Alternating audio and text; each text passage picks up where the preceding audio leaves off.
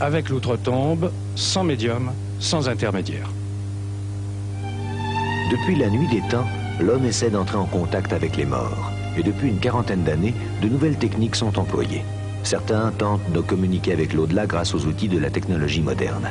En 1979, Monique Simonet, en vacances chez sa mère à Montpellier, va faire sa première expérience. J'avais relu un article sur une petite revue où l'on disait qu'il était possible d'obtenir un contact avec les défunts par magnétophone, avec un simple magnétophone et un simple micro. Et je n'y croyais pas trop. Cependant, ma mère qui était là me dit, écoute, tu ne risques rien d'essayer, tu as le petit magnétophone de papa, essaie. J'avais jamais touché un magnétophone de ma vie. Monique suit méticuleusement les conseils donnés dans l'article qu'elle vient de lire. Il faut mettre le magnétophone sur enregistrement et attendre.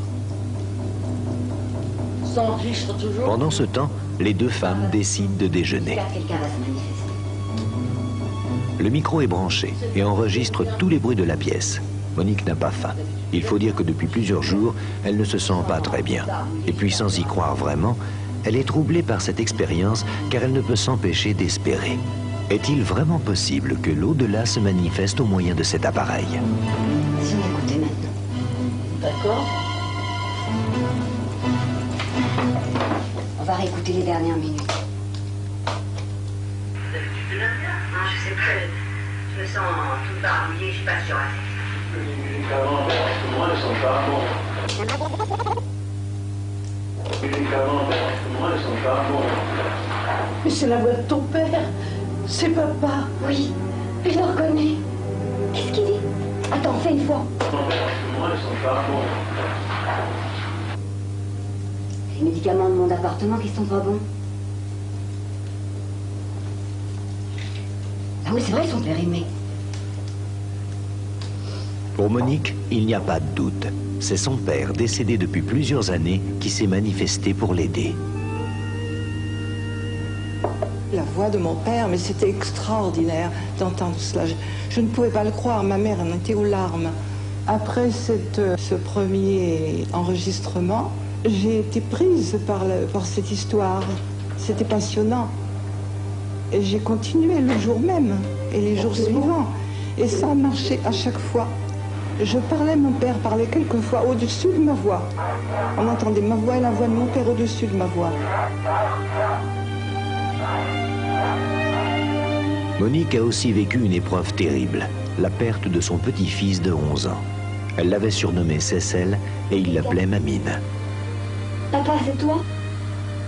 Oh, c'est toi, Cécile. Oui, je t'ai entendu, mon chéri. T'es bien dans l'au-delà. T'as un message pour maman?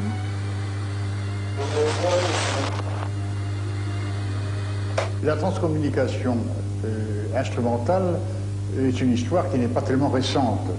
Elle s'est développée depuis une quarantaine d'années et elle a pris beaucoup d'extension ces temps derniers, spécialement en Allemagne, mais aussi en Italie et en Espagne, et en France également. Eh bien, cela consiste à enregistrer des messages qui parviennent sur différents appareils, par exemple le magnétophone, par exemple l'écran de télévision, par exemple même l'ordinateur, ou même des messages reçus au téléphone. Dans certains cas, il semble bien que cela pourrait être attribué à une personne défunte. Dans des cas assez rares, trop rares malheureusement, on a analysé les voix qui parviennent ainsi et elles seraient identiques à la voix de la personne défunte quand elle était en vie. Ces enregistrements étranges intriguent la presse et plusieurs articles parlent des expériences de Monique Simonet. Elle reçoit alors beaucoup de lettres de personnes qui ont perdu un être cher et qui lui demandent d'entrer en contact avec le défunt. J'ai énormément de correspondants qui se chiffrent par centaines, peut-être près d'1000. Et qui essayent, beaucoup parmi eux essayent, et beaucoup arrivent, environ un bon tiers, mais avec quand même du mal. Les autres n'y arrivent quand même pas. Dernièrement, c'était une petite Sylvie adorable, de toute beauté. Dieu, qu'elle était belle. Elle est venue tout de suite, c'est Sylvie. Elle a tout de suite dit, je lui dis, c'est pour ta maman. Elle me répond, aimée. Je lui dis donc, c'est pour ta maman que tu aimes. Elle me dit, ma maman chérie. Et puis j'ai senti qu'elle était près de moi, à tel point que je lui dis, mais Sylvie, tu es là, tu es près de moi, je te sens. Elle me dit, oh, mais oui. En 14 ans, Monique Simonet a obtenu plus de 13 000 messages de défunts et elle a écrit plusieurs livres sur ce sujet. J'ai été en contact avec Mme Simonet, qui est une personne tout à fait charmante et très charitable. C'est-à-dire qu'elle a voué une partie de sa vie à essayer d'avoir des communications des enfants morts ou des époux morts. Et je sais qu'elle a rendu des services énormes à des gens qui étaient en train de s'effondrer dans le chagrin. Pendant de nombreuses années, Monique a été tellement sollicitée qu'elle ne parvenait pas à répondre à toutes les demandes. Pourtant, elle y passait des jours entiers. Chaque lettre était un appel de détresse qu'elle ne pouvait ignorer. Elle en perdait même le sommeil. Il fallait continuer. Tant de gens avaient mis en elle tous leurs espoirs et ils attendaient une réponse. J'attendais que mon mari soit endormi et j'allais travailler aussi bien à minuit pour avoir un message pour la pauvre maman désolée.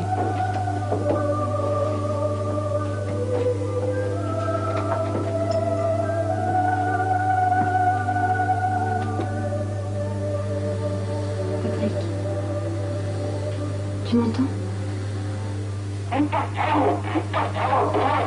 Tu vas bien, Patrick? Est-ce qu'il y a un conseil pour nous? Est-ce qu'il y a un message?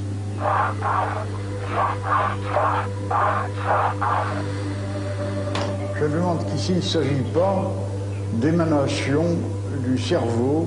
C'est une histoire de nos cerveaux qui impressionnerait les appareils. Je ne dis pas que tout s'explique comme ça, je ne l'ai jamais dit, mais notre cerveau serait donc capable de performances absolument extraordinaires sur les appareils d'enregistrement.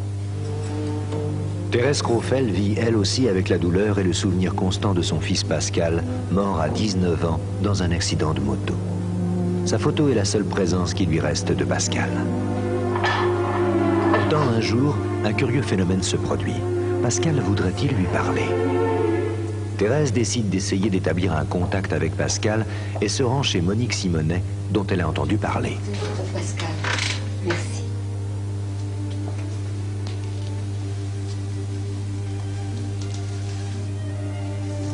Vous savez, ça marche pas à tous les coups.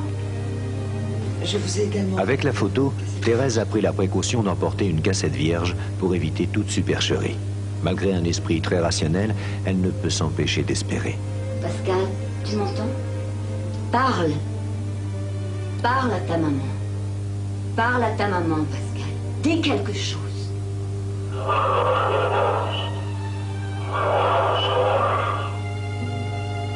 Pascal, pour ta maman, dis-lui un petit mot gentil, Pascal.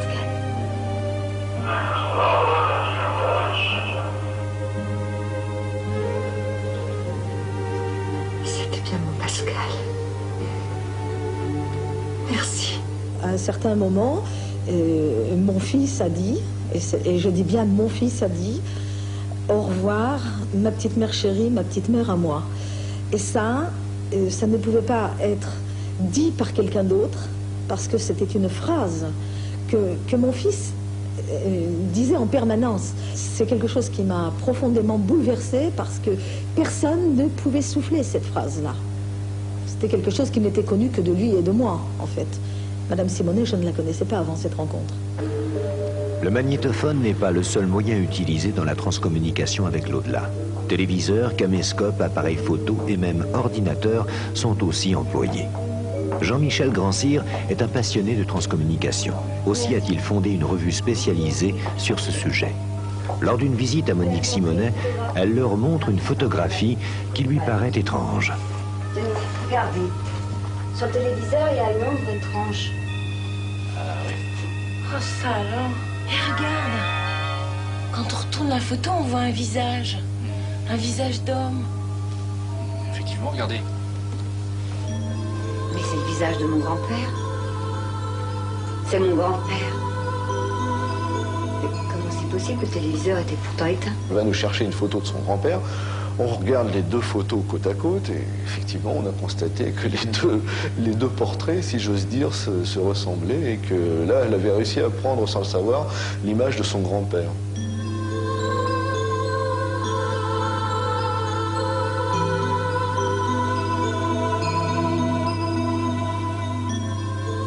suis absolument convaincu de l'existence du phénomène. Oui, il y a trop d'éléments probants qui vont en ce sens pour qu'on puisse le nier.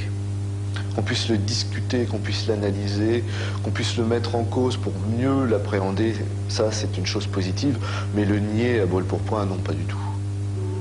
Monique est sûre que c'est bien le visage de son grand-père qui est apparu sur son téléviseur. Peut-être n'est-ce pas un hasard. Aussi, va-t-elle essayer d'obtenir d'autres images de défunts. Le téléviseur branché en circuit fermé, sans antenne extérieure, elle filme son écran avec un caméscope. Chaque enregistrement sera analysé image par image. Parfois, elle croit distinguer un visage. Elle le prend alors en photo. Les meilleures images que j'ai obtenues, c'était tout de même en 1989. Elles ont été vues à Berlin lors d'une très grande réunion mondiale sur la transcommunication. J'avais obtenu des images identifiables.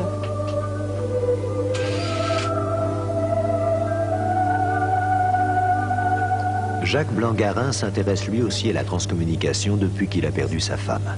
Un jour, Monique lui montre la photo d'un visage qui lui semble familier.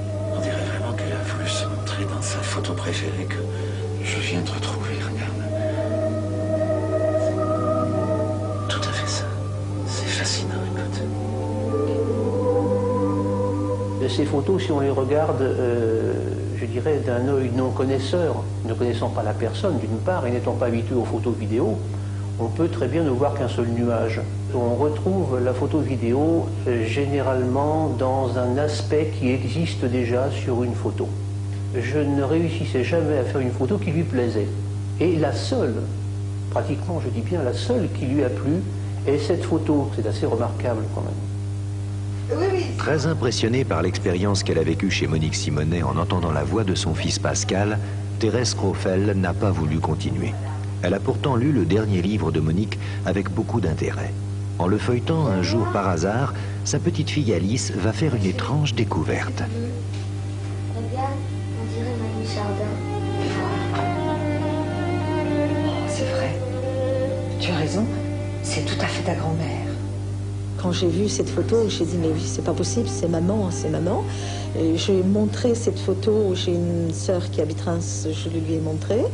Elle a confirmé, j'ai deux nièces ici à Reims qui ont confirmé. Pour nous, c'est notre mère qui s'est manifestée comme ça. Et ma maman étant une dame très, très effacée, très timide de son vivant, je pense qu'elle a choisi ce moyen qui lui ressemble bien, de simplement se faire reconnaître de ses enfants pour faire voir qu'elle était là, qu'elle était toujours avec nous. Il y a un danger grave qui est le suivant. Dans certains cas, les gens deviennent positivement hypnotisés par le magnétophone. Ils l'entendent toute la journée, ils ne font plus que ça. Et il arrive au bout d'un certain temps que le défunt, ou soi-disant tel, dit « Mais écoute, tu devrais venir nous joindre, nous sommes très heureux là-bas. » Il dit « Mais comment je peux ?» Ben, il y a une porte pour ça. Quelle est cette porte? La mort. Et il se suicide. C'est arrivé, non pas une fois, mais plusieurs fois. Donc il faut absolument ne pas faire cela tout seul, le faire avec des personnes d'expérience, raisonnables et calmes. Dans de nombreux pays, des centaines de personnes s'intéressent à la transcommunication instrumentale. Il est certain que les enregistrements étranges de ces voix et de ces visages existent vraiment. Mais pour beaucoup d'entre nous, ils n'ont aucun sens. Certains chercheurs étudient ces phénomènes.